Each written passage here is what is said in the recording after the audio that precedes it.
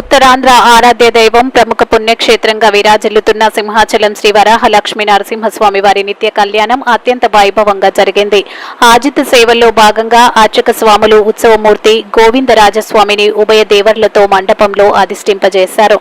నిత్య కళ్యాణంలో పాల్గొన్న భక్తులు గోత్రనామాలతో సంకల్పం చెప్పి పంచరాత్ర గమశాస్త్రం విధానంలో విశ్వక్సేన ఆరాధన పుణ్యవచనాలతో కార్యక్రమానికి శ్రీకారం చుట్టారు.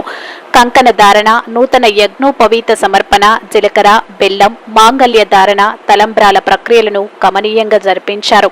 మంత్రపుష్పం, మంగళ శాసనాల తర్వాత భక్తులకు వేద ఆశీర్వచనాలు, శేషవస్త్రాలు, స్వామివారి ప్రసాదాలను అందజేశారు. అనంతరం స్వామివారి అంతరాలయ దర్శనం కల్పించారు.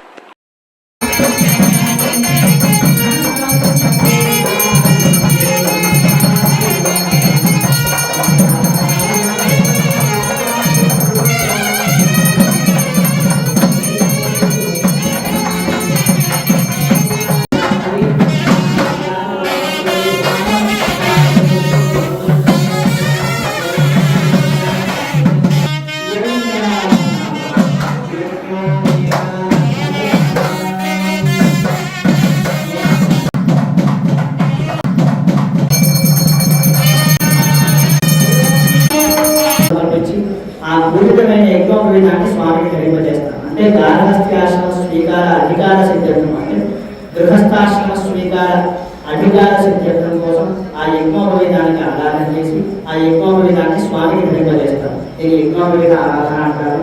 అనయా ధ్యానావాహనాది షోడశోపచార పూజయ యజ్ఞోపవీత దేవత సుప్రీత సుప్రసన్న వరదా భవతు.